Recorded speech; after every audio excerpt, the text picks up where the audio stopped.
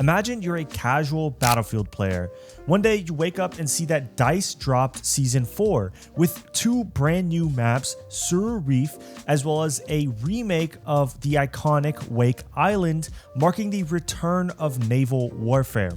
So you boot up the game, excited to give these maps a try on your favorite game mode, Rush, only to find out it doesn't exist anymore. You realize that Battlefield and DICE as a whole have taken away your ability to choose your favorite game mode. A staple of the Battlefield series gone on the whim of the developers. That is the reality many players right now are facing with Battlefield. Season 4 is objectively fantastic.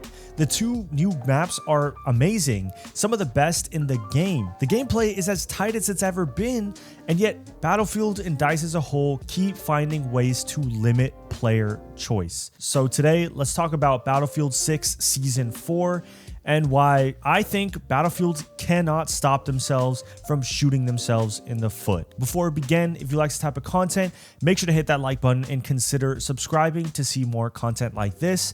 Now, let's get into it. Okay, look, to be honest with you, I want to start off with the good here because, quite frankly, there is a lot of good in Season 4. I mean, I don't want to make this video too negative because there is a lot good here, and I think that starts with the two brand new maps. I said this last season with Golmud Railway and Cairo Bazaar, but I genuinely think DICE once again outdid themselves with Suru Reef. The map is massive. It's the biggest map by far I think I've ever seen in a 32v32 Battlefield game, and it's also just incredibly gorgeous to look at. The blues of the water, the beaches, the greens, it genuinely just showcases how good this game can look. And in my opinion, every single map visually since Season 2 has looked quite amazing.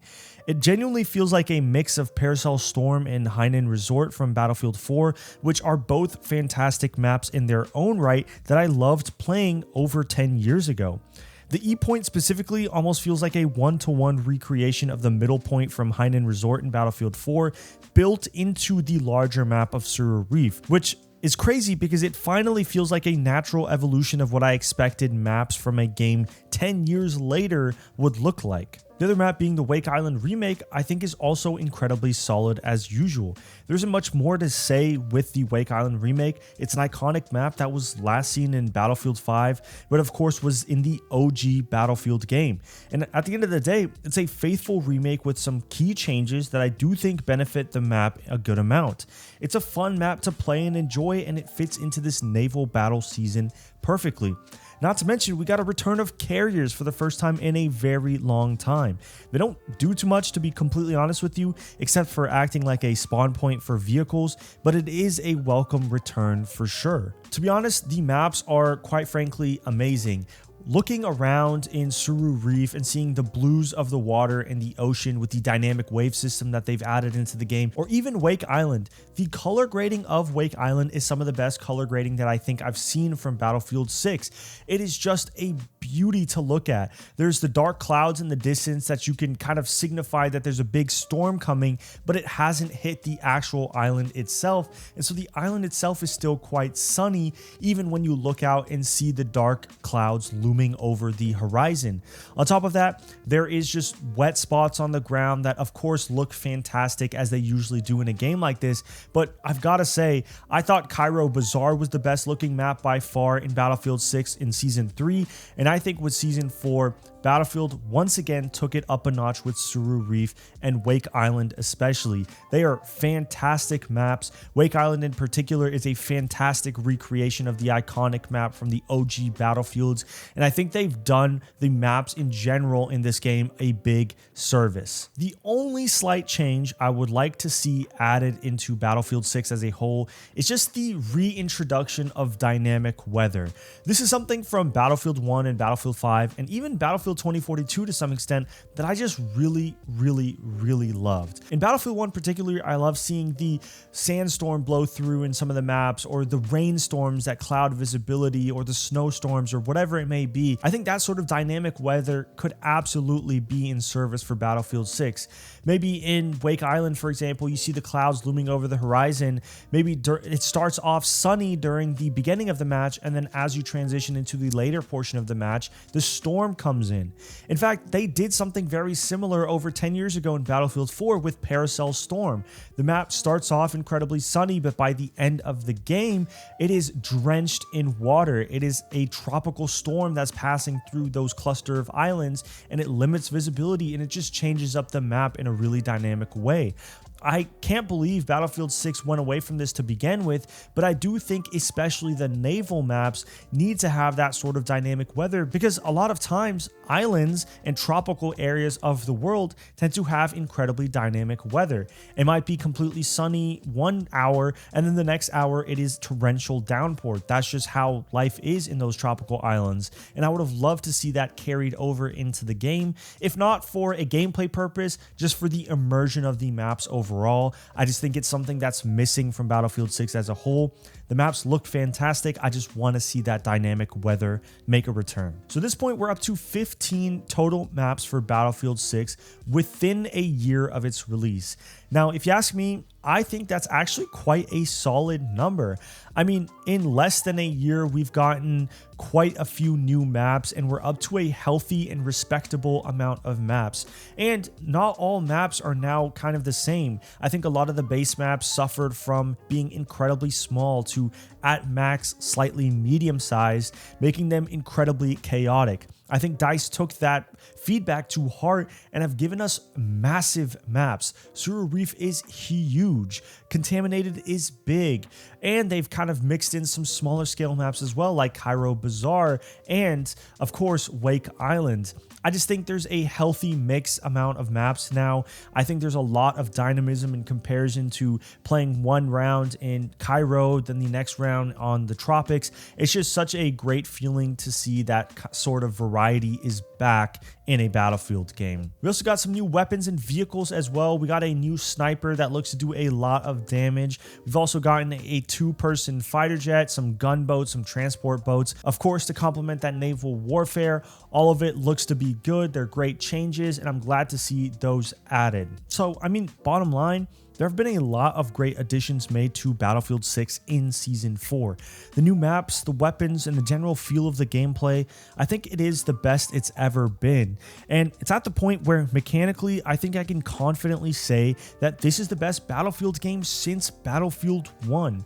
Now, I don't think it's better than Battlefield 1 at all. Battlefield 1 to me is my favorite Battlefield ever, but to be right up there alongside it, I think is a fantastic achievement for DICE. It just really sucks that this game is being held back by corporate fucking greed. Taking away staple game modes like Rush and then putting other game modes on rotating timers like Team Deathmatch, Domination, King of the Hill, other game modes like that. Just like, why? It doesn't make any sense to do that. It doesn't really matter if no one really plays Team Deathmatch. Rush is a staple game mode. It doesn't matter if the servers are mostly empty.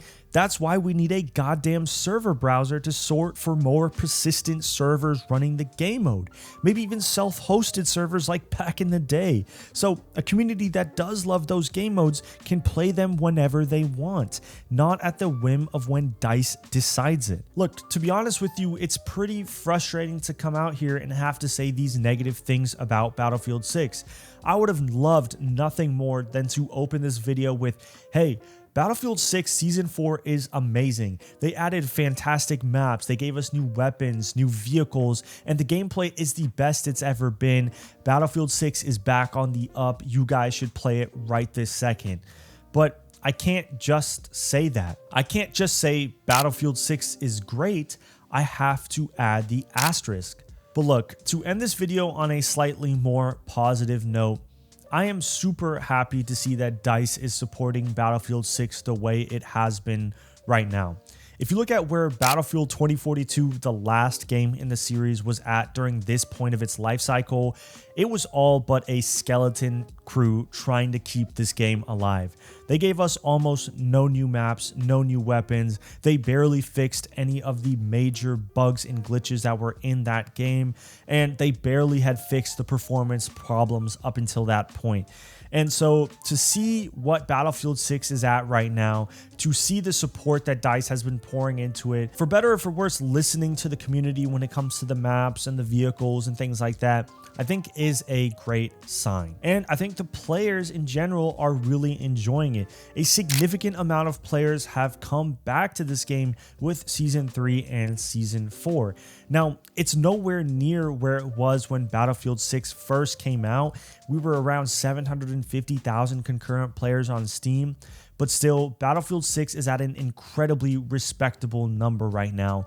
I have no trouble finding servers, full servers, people playing this game day and night. I have no trouble with that at all. And I think Battlefield 6 is in a really healthy spot player count wise. And that's just on Steam. I can only imagine what the numbers look like on console, on PS5 and Xbox. I have no doubt that Battlefield 6 is killing it there as well. It's encouraging to see everyone play this game and enjoy a series that I've loved for over 15 years of my life. And the mechanical and content changes to the game are genuinely nothing short of amazing. It just sucks that DICE is taking away player choice and freedom when deep down the underlying game is so good. Look, hopefully they bring some of those game modes back, not on a rotating basis. They add a persistent lobbies as well as a server browser so players can have the choice that they want on how they want to play the game. But to be honest, I think that's a little bit of wishful thinking. But if they do those things, I think Battlefield 6 could be better than the last modern Battlefield game, Battlefield 4, and that's an incredibly high bar. Battlefield 4 is considered one of the best Battlefield games of all time, and I think Battlefield 6, if they make these changes, can absolutely beat it. I can only hope that corporate greed doesn't take them too far. Either way, that's going to do it. Thank you guys so much for watching. Let me know down below your thoughts on Battlefield 6 Season 4. Are you enjoying it? Can you just not get over the fact that they took away Rush and these other game modes? I want to hear everything y'all have to say down in the comments below. If you like videos like this and you want to stay up to date with Battlefields going in the future, as well as other first-person shooters as well, consider subscribing. My name is OJusXP. I'm out.